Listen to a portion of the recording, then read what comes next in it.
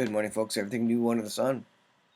Got a number of articles I want to present you with today. Got a number of updates of what's occurring around the world in terms of war, rumors of war, and potential economic trouble. I have some stories about Russia. They're arming their aircraft with hypersonic missiles. Israel fired warning shots into Lebanon. And of course, there's terrorist activities going on there. That part I'm not even going to report on. Um, but you also have a situation with Russia providing S300 now um, overtly to Hezbollah, Iranian proxies in the area. And so let's take a look at some of the headlines here. So the first thing we note is this is CNBC, your favorite mainstream media economic headline website. And of course, the Dow futures are down, so it looks like to be another volatile week. It's been volatile the last 2 weeks, and this is, I don't know if it's unprecedented, but it's significant, and it's been quite large fluctuations and a significant downturn. I think overall, the markets are down 5 or 6%, and they consider basically 10% an actual market correction. So in terms of the overall market correction territory, we're not there yet, but it's been down quite a bit. There's been a lot of correcting going on, although it's not an official market correction until it hits that 10% mark. But there's further economic worries and trouble on the horizon as China has now threatened Canada with retaliation due to the arresting of the Huawei CFO, which is she is actually in custody, I guess, as it stands right now, waiting to go to court, waiting to see if she's going to be extradited to the U.S. And so China is now threatening not only the U.S. but now Canada, with retaliation because of this. This is apparently embarrassing the Chinese government, and so they want to do something about it. So this is going to pull down the stock markets. European stock markets were down as well. Let me just go over to. Let's see. Here is the EU, and these are markets. European markets fall amid global growth worries. Here's Asia. Asia stocks decline after China reports weak trade data. So we're all starting the week down. Futures are down, and it looks like that's where it's going. Out of interest sake, here's gold and silver. They're just going up and down by tiny amounts. Really, all things considered. They certainly have not lost, 5% of their value by any stretch. Gold steadies near 5-month peak on subdued dollar. So let's get into some of the headlines and just talk about them for a second. Sometimes it's important just to stay on top of what the current news is, and you don't even have to dig into Bible prophecy too much, just to be aware and be intelligent and knowledgeable about what is occurring. Once you know what is occurring in the world, then as you read your Bible, as you read end-time Bible prophecy, you can start putting the pieces together, and you say, okay, that makes sense because I'm aware of this situation going on, and the general stage setting is in progress, if not basically ready, set and ready to go. All the players are in place. All we need to do is open the curtains on the stage, if you will. So a number of headlines here. This is from jewsnews.co.il. I'll put all the links in the description. The UN hits new low as their leaders suggest deploying armed forces to protect Muslim Palestinians from Israeli army. So that now the UN, the world government, is effectively saying, we're going to bring our army to protect the Palestinians against Israel. What does the Bible say about the end times? The whole world will be against Israel. All the armies of the nations of the world will be encompassed about Israel. And if you're talking about all the nations of the world, certainly the UN, which is basically a group of a large number of nations, the UN Nations General Assembly, adopting this resolution. They are the definition of the world's armies, really. And so they want to bring their army to stand against the Israeli army to supposedly protect the Palestinians. The UNGA requested the report in a resolution adopted in June that condemned Israel for excessive force against Palestinian civilians and denounced the firing of rockets from Gaza into Israeli civilian areas. Now Netanyahu is coming out and warning that there could be a counterstrike in retaliation for a terror event that just took place, and to even over and above the current tunnel and other operations are doing there. Operation Protective Edge, I think it's called. Northern Shield, that's what it's called. Striking Gaza possible regardless of Northern Shield. We have no interest in escalation with Palestinians at the moment, but of course, if they have to, they will go into Gaza and do something. With Israel focused on decreasing Iran's presence in Syria and neutralizing Hezbollah and their acquisition of precision-guided missiles, and terrorism tunnels from Lebanon, it has no interest in an escalation now with Palestinians. You notice that they don't want a multiple front war. They're trying to just leave Gaza as is and do some work in Lebanon, Syria. And this is what Netanyahu is saying. Basically, that they want to focus on the north, but if they have to, they will come against Gaza and do whatever they need to do there. It has no interest in escalation now with the Palestinians, Benjamin Netanyahu said. So again, what they don't want is a multiple front war. So they're trying to take care of one front at a time, but these things keep popping up like whack-a-moles, basically. And so Israel needs to go in there and do what they need to do to take care of it, to ensure security for their civilians. And there's still not security there. A terror attack just occurred and apparently has put a mother and a child in serious condition. As of right now, they're still searching for the terrorists who caused that. So here's the details on the operations on the northern border. IDF uncovers second tunnel.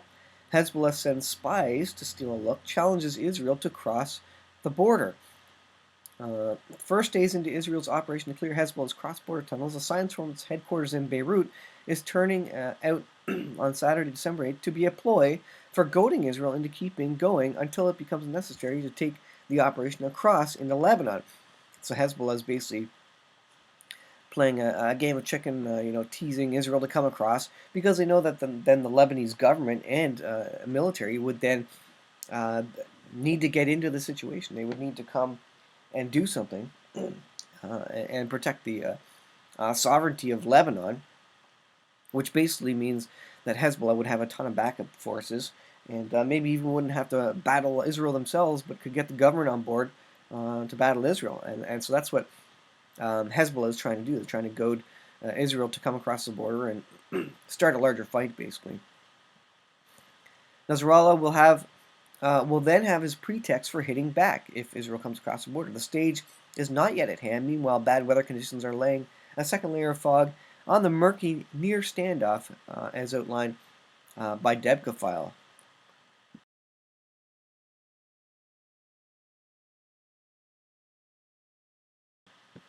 It goes on here. Sorry, I'll mute for a second. Number one, the IDF operation is keeping going along the border from Metula to western Galilee. Soldiers are grouped in between earth-moving trucks and areas where more tunnels have been marked out. On Saturday, 3 Hezbollah agents, under cover of heavy mist, crept close to IDF digging squads in the Kadesh Valley. They apparently came from the Lebanese village of Bleda and were probably sent out to find if Israeli troops had crossed the border and checked their equipment. They vamoosed when their soldiers fired in the air. This incident is tied in with the disappearance of 2 heavy machine guns sitting on the self-propelled gun facing a target in Lebanon. It's assumed that second Hezbollah squad, familiar with the ground, spotted the weapons unguarded outside and made off with them, basically stole the equipment. Number 3, Saturday evening, IDF spokesman revealed that the second tunnel had been unearthed. So there's a lot of these tunnels. Are actively digging them up. But of course, Hezbollah wants to trigger a larger war, which is going to bring in the governments, basically, to fight their war for them. It goes on. I won't go on, but I'll put the link in the description. This is from Debka military intelligence website. FoxNews.com, Russia is building up forces near Crimea amid tensions with Ukraine. So Russia continues to build up forces, and this is a significant event. There you see a satellite image of military aircraft. Russia sends more troops to the Ukraine border 2 weeks after detaining Ukrainian ship. 2 weeks after Russia fired on and seized Ukrainian vessels in contested Kerch Strait, satellite images obtained exclusively by Fox News show that additional forces may be headed to the region. In the images, 3 Russian Ilyushin 76 cargo planes were spotted in the Zankoi air base in Crimea. So Russia is actively moving troops all around on the Ukrainian border, rather, building up. So far as I've heard, Ukraine is still under martial law, and I don't know why war hasn't broken out there yet. It's certainly interesting. The images captured by ImageSat International appear to show Russia is continuing to step up and consolidate its military forces in Crimea. Why are they moving them? It appears they're moving their forces to an advanced operating base so that they can further project into Europe and possibly Syria, Israel. They're moving their troops and their military equipment basically closer to the battle zones, the theaters of war that are happening right now, that being Ukraine and that also being the Middle East. According to social media reports, 4 IL-76 planes departed on December 6th, so 4 days ago. One of the airplanes returned Saturday, while 3 remain on the base. So they're moving troops and equipment, etc. And I think this is all part of, who knows what they're trying. Are they going to go for an invasion of Ukraine? I think if they don't see NATO doing anything, then very possibly they could. And I believe, as it stands right now, Ukraine is not technically part of NATO. I could be wrong there, but it would be interesting to see if an invasion were to happen, what would Russia do? I kind of think Russia's not going to do it. I kind of think the next large battle that Russia's going to take part in is Ezekiel 38 and 39, Gog Magog. Here's an interesting one. Russia gives Iranian Hezbollah forces in East Syria first S300 missile shield. So maybe this is, they've apparently, by a large number of other articles, they've had this air defense system in place, operational, Russian military controlling them. But we've had several instances of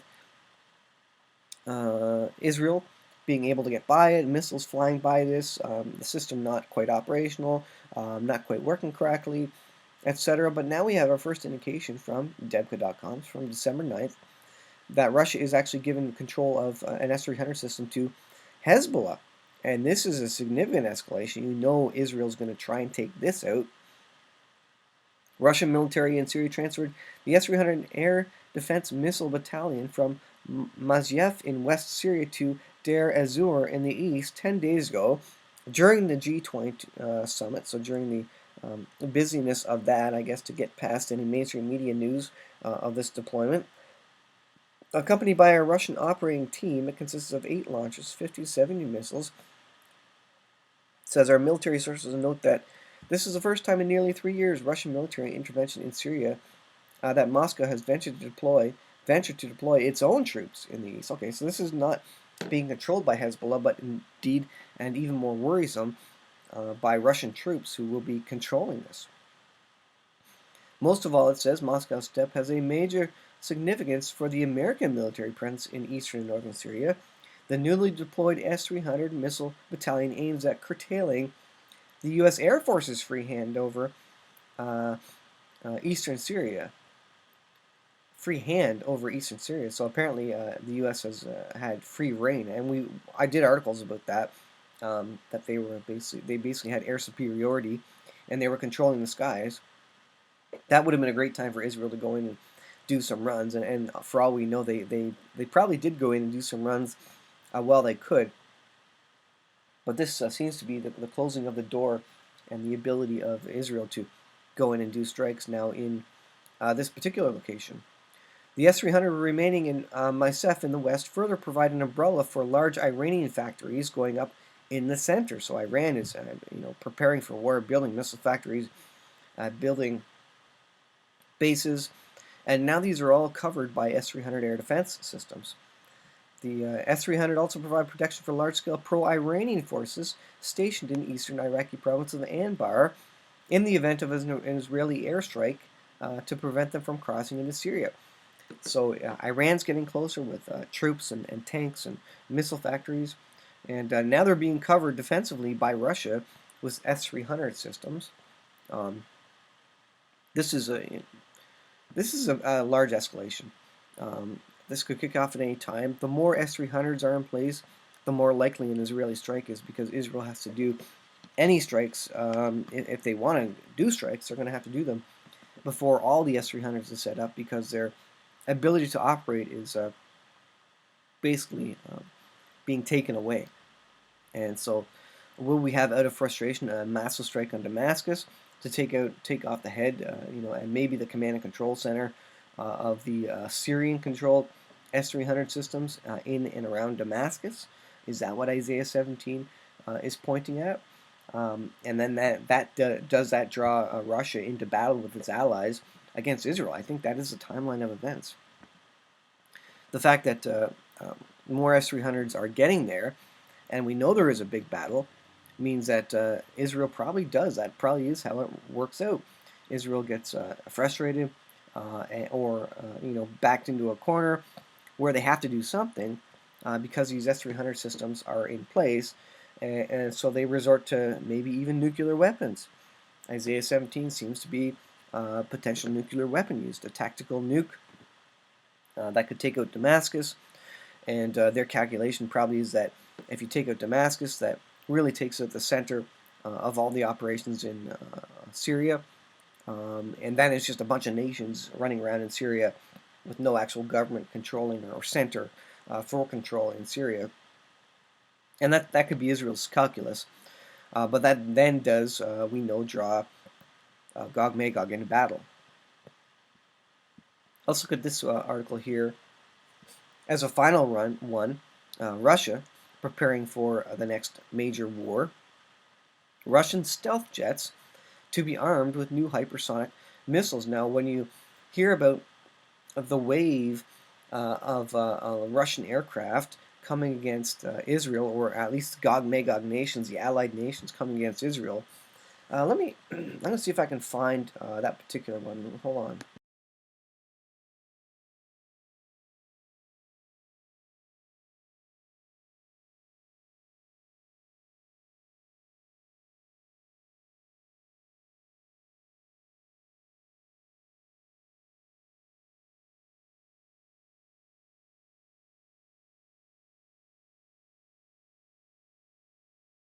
And the reason I want to is because there's specific terminology surrounding what the forces look like as they're drawn in to battle. So this is BibleGateway.com. We're looking at Ezekiel 38.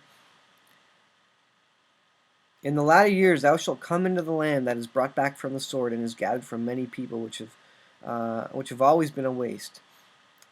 Thou shalt ascend like a storm, thou shalt be like a cloud to cover the land, thou and all thy bands, and many people with me. This is talking about Gog and the invading forces, the allied forces, Iran, Persia, Turkey, all the other nations. Thus says Lord, it shall also come to pass that at the same time shall these things come into thy mind, and thou shalt think an evil thought.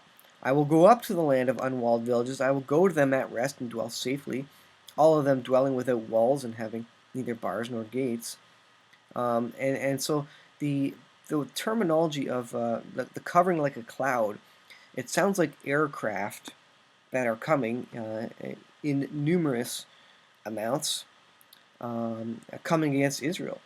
And what do we see here? Well, stealth aircraft now covered, or carrying rather, hypersonic missiles. The advanced Sukhoi Su-57 multipurpose jet, Russia's first domestically produced fifth-generation stealth fighter, will be armed with new hypersonic missiles. Here's an image of the stealth aircraft. The jets will receive missiles with characteristics similar to that of the Kinzhal missiles, but with the inner body replacement and smaller size. There you get a look at the missile bay there. Nuclear capable air-launched ballistic missile, it says, can hit speeds up to Mach 10 and can perform evasive maneuvers that can render NATO's U.S. missile defense system, completely useless according to Russia, of course. So we have no lack of buildup of warmongering, wars, rumors of wars, just like the Bible says. And I think a setup with stealth aircraft, which act like a cloud, just as Ezekiel 38:39 says, to cover Israel and to attack Israel in the last days. And I think that's exactly what this amounts to. And so I'll leave it there for today, guys. Thanks for watching. I'll put the links in the description. You can check them out. But wars and rumors of wars are increasing. The end times, the stage is certainly set in the Middle East. Russia, U.S., all these nations are gearing up to battle. Iran, you can see the troops, the tanks, the nations of the world encompassing Israel. Who's left? We have the UN wanting to come put their troops on the border. We have a European Union, and they want to create their own military. We have Russia with military personnel, troops, aircraft technology in southern Syria, the S300 system there. You have the U.S. there. You have Iran there, of course.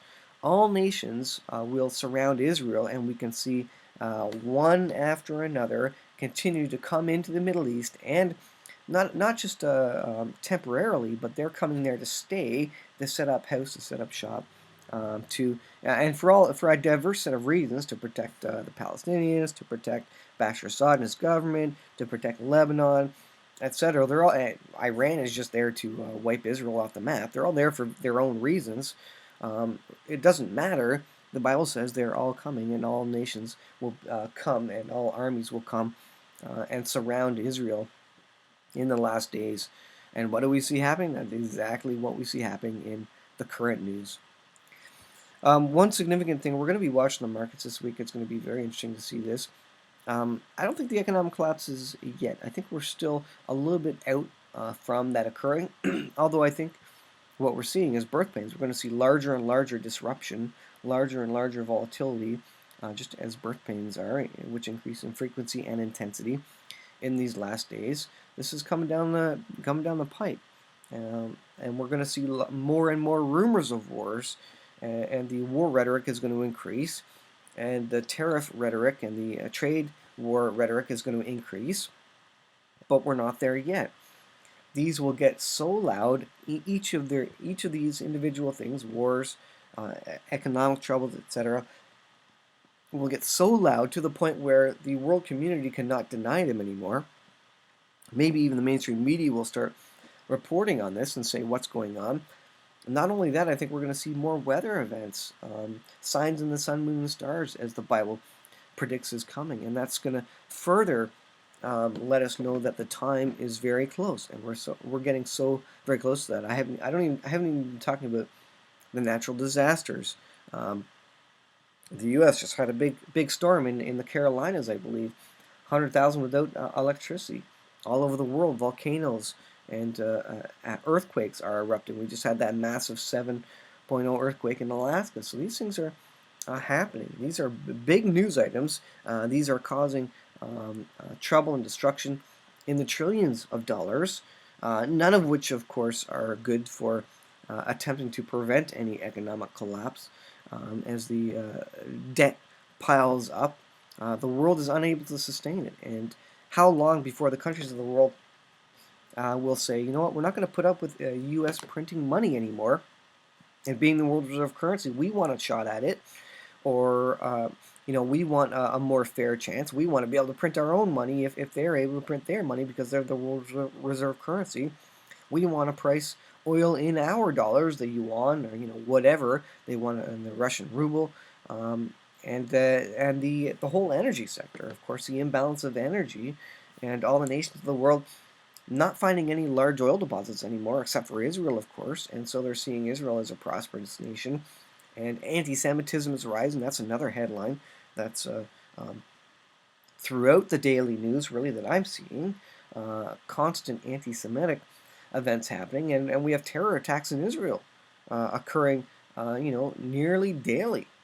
And boy, it's trouble in Israel. People hate the Jews, and the world will come against the Jews and Israel in the last days, and that's What does the Bible say about the last days? That's exactly what it says. All the things that are happening is exactly what the Bible says we should expect to see um, just prior to the second coming of the Lord, and prior to the 7-year tribulation, which I think is coming very shortly. Thanks for watching, guys. We'll leave there, and we'll see you guys in the next video.